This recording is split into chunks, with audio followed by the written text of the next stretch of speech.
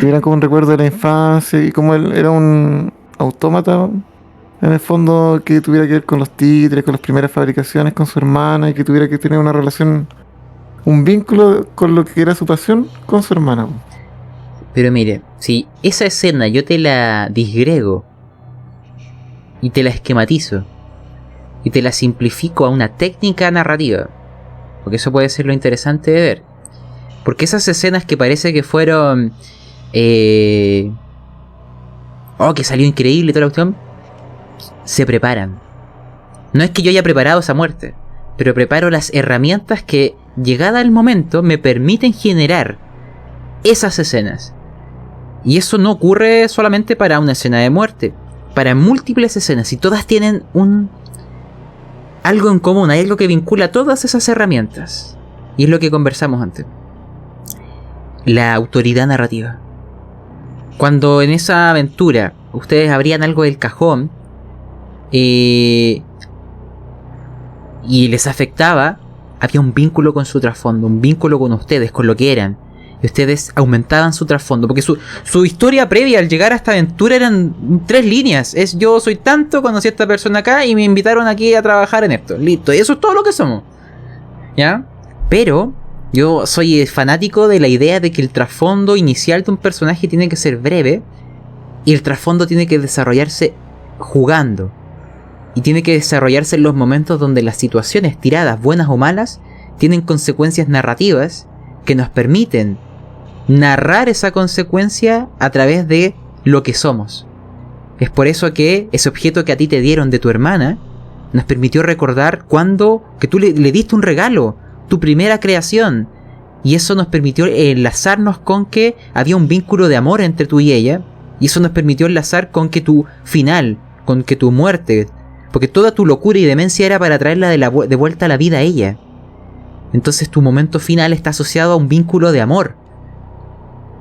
Y de ahí salió la escena, porque la fuimos creando con distintas preguntas previas de que tu trasfondo salía.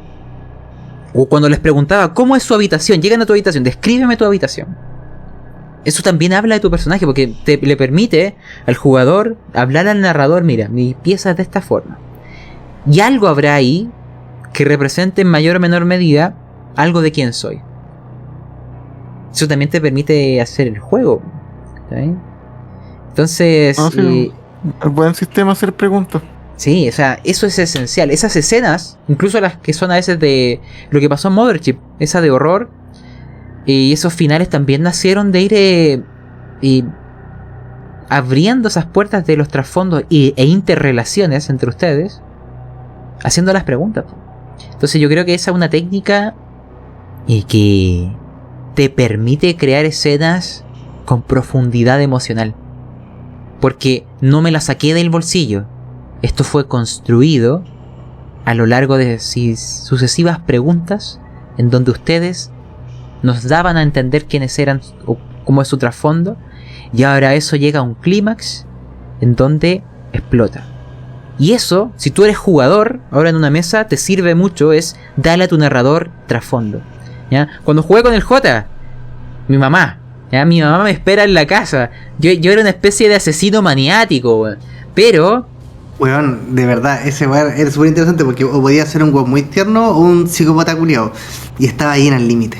sí, ¿cachai? No olvidaba mi vasito de leche, tenía unas mandíbulas, unas prótesis porque era un mundo cyberpunk, pero yo luchaba con mis manos desnudas y una mandíbula tipo tiburón que me había implantado. A mí me gustaba prácticamente devorar a las víctimas. De hecho, yo cometía canibalismo en el final. Pero aún así tenía un amor tremendo por mi madre. De hecho, invité a mis compañeros al final a comer a la casa de mi mamá. Siempre la llamaba para decirle que estoy bien, que iba a llegar pronto, que me esperara. Y a pesar de que suena una estupidez, eso ya me hace un desadaptado social maniático distinto. Y le da al narrador la opción de, por ejemplo, la escena final nació de eso. La escena final fue: terminamos todo lo que ocurrió ya. Y ahora, para, entre comillas, celebrar, vamos a la casa de la mamá del personaje. Encontrémonos ahora fuera del peligro. como compañeros de aventura en algún lugar que nos sintamos seguros a compartir. Y ese lugar ahora tiene sentido para nosotros, porque en las 2 sesiones que jugamos sabemos que está la mamá, sabemos que le espera, sabemos que le cocina, sabemos que le quiere, sabemos que se preocupa. Y ahora él nos ha invitado a su mundo a compartir con ella. De hecho, hasta los otros personajes le agarraron cariño a la mamá, pues weón. Todos no, ¿Sí? Tiene que ser una buena señora, sí. Quiero probar ese estofado. Se genera esa cuestión. Pero el final que hizo el J también tiene una doble lectura que yo lo encontré muy interesante. Que, según recuerdo, confírmame, nunca la vimos. No, de hecho, esa era una weá súper que estaba ahí en el tintero, ¿cachai? De puta, ojalá que la señora realmente exista. Sí, yo descubrí inmediatamente tus macabras intenciones. Sí, como que se abrió la puerta, pero nunca la oímos. La vamos a conocer y te deja la semilla de la duda, que al mismo tiempo puede ser una semilla de aventura podría ser perfectamente como... ¿Cómo se llama esa película? ¿Psicosis? Sí, po. Claramente, pues. Claramente, claro que puede haber sido que se haya imaginado todo el rato su mamá y que en el fondo nunca existió y hablaba con los huesos de su mamá. Y te da semillas para varias weas, pues. Entonces, ese concepto de... porque hay un montón de memes en internet de el trasfondo de los personajes, de que le pasan 10 páginas al narrador. No sé si has visto esos memes. Se dan harto en el mundo de D&D, ¿ya? Como de ahí vienen los memes. ¿Y por qué? Mira, yo no soy... A mí me gusta que el jugador me prepare un trasfondo y me cuente algo, pero no soy fan de que me mande un testamento de quién es. ¿Por qué? Porque es lo mismo que le pasa al narrador que hace un elaborado construcción de mundo. Es probable que nada de eso aparezca. Claro, que pueda romper, o que se amarre demasiado esa estructura y al final no salga nada. Y yo creo que lo importante es que el jugador tenga una idea de quién es, pero que son las tiradas o las situaciones las que te hacen explicar tu trasfondo. El trasfondo que nace del juego para mí es el importante. Porque un personaje puede ser su trasfondo de momento oscuro, maleable. Yo quizá te vengo con una idea, pero empiezo a jugar la historia y digo, ¿sabes qué? En realidad no quiero que mi personaje sea como me lo imaginé. Voy a cambiarlo porque veo cómo son el resto, veo cómo es el mundo, veo lo que está ocurriendo y encuentro más entretenido esto. ¿Ya? Y el momento que tengo la opción de comunicárselo a los jugadores o al narrador es cuando me pide justificar algo a través de mi trasfondo o yo lo tiro a la mesa. ¿Ya? Porque hay narradores que... no sé, a mí yo tengo un trauma con el trasfondo, te lo sincero. Yo partí mi vida jugando D&D, a D&D, como jugador. Y para mi narrador mi trasfondo nunca importó, ¿ya? Nada, ¿ya?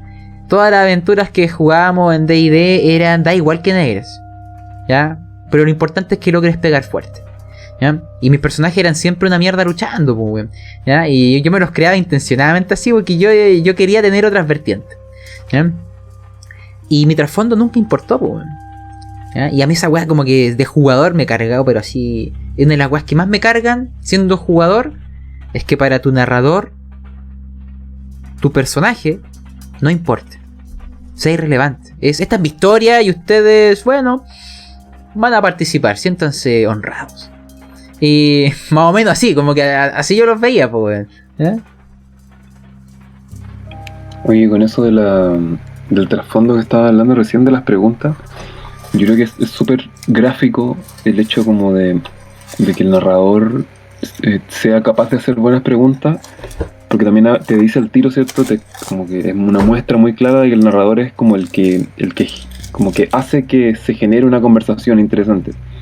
O no necesariamente es el único con ese rol, pero sí en general tiene las herramientas que el juego se las entrega para que se genere eso, y eso es súper interesante, ¿cierto? Como tener preguntas adecuadas, tanto así que, por ejemplo, en el caso de Trophy, eso ya se convierte en una cosa que está en las aventuras, ¿cierto? En el manual, como que te dice como, mira, están estas preguntas que tú podrías hacer para pintar esta escena y como que sea interesante, o pregúntale como esta cosa privada de los, o sea, como personal de los aventureros, qué sé yo.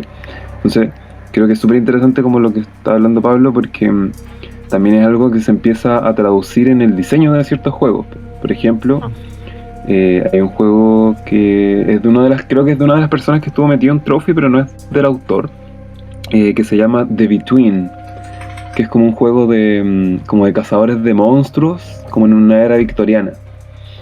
Y creo que de eso se trata. Pero por ejemplo, yo no lo he jugado, he leído pedazos nomás, así como en internet. Pero una de las cosas interesantes es que los personajes no pueden hablar de su trasfondo hasta que llegue un momento en que hacen como una acción especial, que es como revelar el trasfondo, ¿cierto? Porque tiene como una estructura muy narrativa el juego y es muy así como una especie de serie de televisión, ¿cierto? Muy episódica. Entonces está ese momento, ¿cierto? En que en un momento tenso o un momento como especial, el personaje se abre y te cuenta la historia. Lo interesante es que como estamos jugando un juego de rol, esa historia no existía hasta ese momento, ¿cierto? Ahí es cuando se inventa. Entonces, ahí por ejemplo hay un ejemplo de cómo en ese juego, por ejemplo, esto que está hablando el Pablo es tan importante para el creador de ese juego que lo vuelve una mecánica, ¿cierto? Dice como, ¿sabes qué? Yo quiero que el trasfondo en mi juego sea así.